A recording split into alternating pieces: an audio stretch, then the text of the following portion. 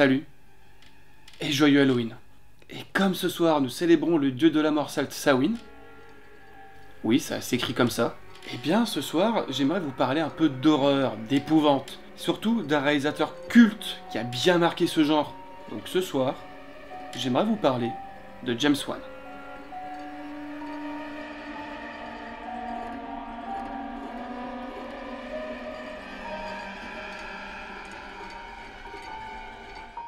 Alors James Wan voit le jour le 26 février 1977 à Kuching en Malaisie. À ses 7 ans, il déménage en Australie à Perth avec sa famille, puis à Melbourne pour ses études universitaires. Et c'est pendant son enfance qu'il obtiendra la nationalité australienne. C'est bien plus tard, à l'orée de ses 30 ans, que Wan et son ami Leif Whannell, un acteur et scénariste australien, commencent l'écriture d'un script où deux hommes se retrouvent enfermés dans une pièce lugubre. Chaîne aux pieds et un cadavre entre eux. Vous l'aurez compris, on est en 2004 et on parle bien du premier saut. Cette année marque le début de la franchise et de la carrière de Wan. Le film fut un tel succès qu'une suite est directement mise en chantier, sans pour autant que les compères la réalisent ou ne l'écrivent. D'ailleurs, James Wan ne participera qu'à la production de la suite des films, et Whannell qu'à une certaine partie d'entre elles. Saw deviendra directement un classique de l'horreur, et une des sagas les plus lucratives de son genre, juste en dessous de Vendredi 13. Plus tard en 2007, il remet sa casquette de réalisateur, après 3 ans d'absence, avec Dead Silence. Pour la petite histoire, Wan et Whannell auraient été convaincus par leurs agents respectifs pour écrire ce film. Wan le réalisera et Whannell aura juste un petit rôle dedans. Mais le succès ne sera pas au rendez-vous. Bien que ce ne soit pas un échec critique commercial pour un budget de 20 millions de dollars, pour un retour à 22. Et pourtant, pour le système d'exploitation, ça reste tout de même un petit échec dû au peu de retour du film. La critique sera désastreuse et outre le gimmick de la poupée maudite, le film ne marquera suffisamment pas les esprits. Les compères parleront de ce projet comme étant la pire expérience de leur carrière respective. Le deuxième film que Wan réalisera cette même année est un film d'action et de vigilant, ou vigilante, Death Sentence. Alors pour faire simple, un film de vigilante, c'est comme un film de super-héros, mais sans le super pouvoir, le super costume ou le super nom. Voilà. Inspiré du roman éponyme de 75, le film est un échec critique et commercial. Quant à eux, les spectateurs et l'auteur parleront d'une des pires adaptations au cinéma. Plus tard, James Wan s'associera avec Toby Hooper, le créateur des Massacres à la tronçonneuse, pour un remaniement de la série, en proposant une nouvelle trilogie. Mais les studios garderont une partie de leurs idées pour le projet Massacre à la tronçonneuse 3D. Ni Hooper ni Wan ne seront crédités à la sortie du film. Et après cette traversée du désert, eh bien Wan revient en force avec Insidious en 2010. Film indépendant dont Wan a su garder une totale liberté créatrice dessus. Sélectionné au Festival de Toronto dans la catégorie Midnight Madness, le film est un succès critique et commercial conséquent. Le plus grand qu'ait connu Wan depuis Saw, avec un budget de 1,5 million de dollars pour un retour de 100 millions de dollars au box-office mondial. Leif Whannell est de retour au scénario et Wan rencontrera une figure qui reviendra dans nombre de ses films, Patrick Wilson. En 2012, il revient avec une nouvelle franchise qui marquera encore le cinéma d'horreur. Une série de films qui s'inspire des enquêtes du couple Warren, Conjuring. Yep. So, what are you guys? I mean, what do people call you?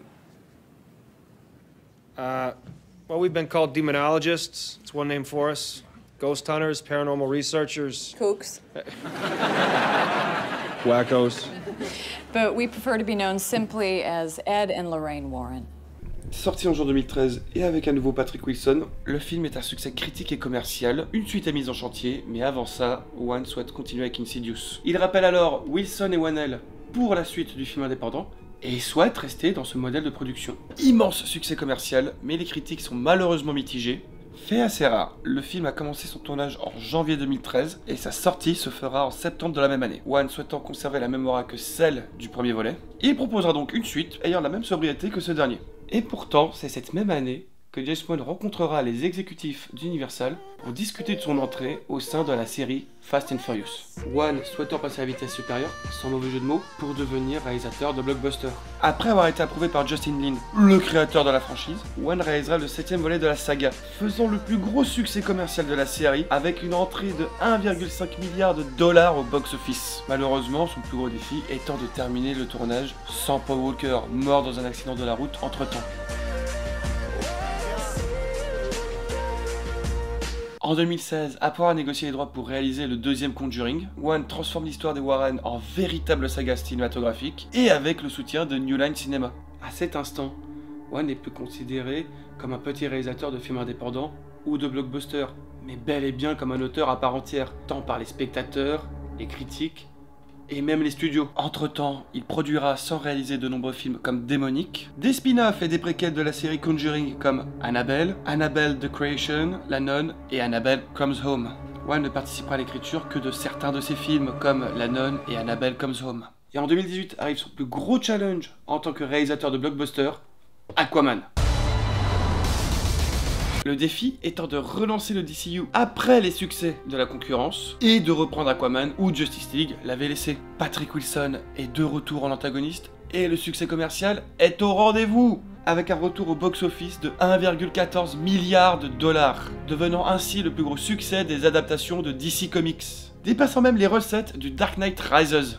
En 2021, il produit sans réaliser le dernier Mortal Kombat, quasi intégralement tourné en Australie, le film est devenu la plus grosse production du pays. Il enchaînera des productions avec Netflix pour la série Samurai Rabbit, The Usagi Chronicle, et le film There's Someone in Your House. Et enfin, il produira pour Amazon Prime la série I Know What You Did Last Summer. Toujours en 2021, il réalise le film d'horreur Malignant avec Annabelle Wallis. Les critiques sont injustement mitigées.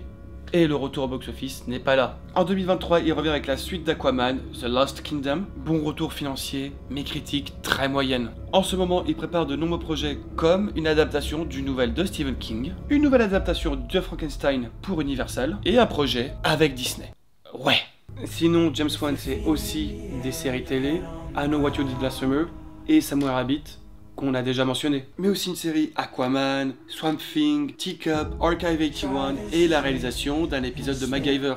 Pas celle-là, la nouvelle version.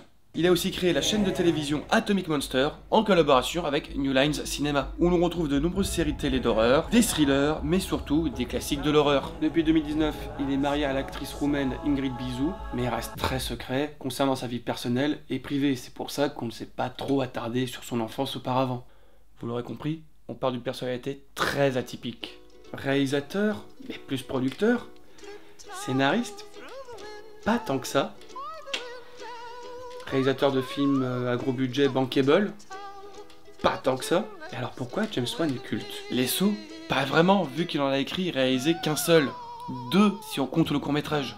Les Conjuring, peut-être, mais on se rappelle vite des spin-offs et du bestiaire du Warrenverse, comme Annabelle ou La Nonne. Pour ces films d'horreur de manière générale, oui et non, vu qu'il souhaite aussi s'inscrire avec des blockbusters, et pas forcément d'horreur. Alors pourquoi James Wan est un incontournable du cinéma moderne? Je pense que c'est parce que c'est un caméléon, qu'il adapte sa mise en scène à chacun des sujets qu'il propose et qui lui sont proposés. C'est pour ça que je le vois concrètement comme un auteur et non un faiseur. Il apporte toujours sa touche en respectant les acteurs, l'écriture et les genres avec lesquels il travaille. Mais surtout parce qu'il offre plus qu'il réalise, et ça les spectateurs doivent le sentir sur le long terme. Car tôt ou tard, ses œuvres finissent par être reconnues par le public. Bien qu'il essaie de garder la main sur ses projets, d'une manière ou d'une autre, ils se font tous prendre par la machine. Pourtant, la manière dont il joue avec le système est loin d'être anodine, et montre bien la passion et la persévérance d'un auteur de cinéma. Et c'est pour ça que le soir d'Halloween, je voulais vous parler de James Wan.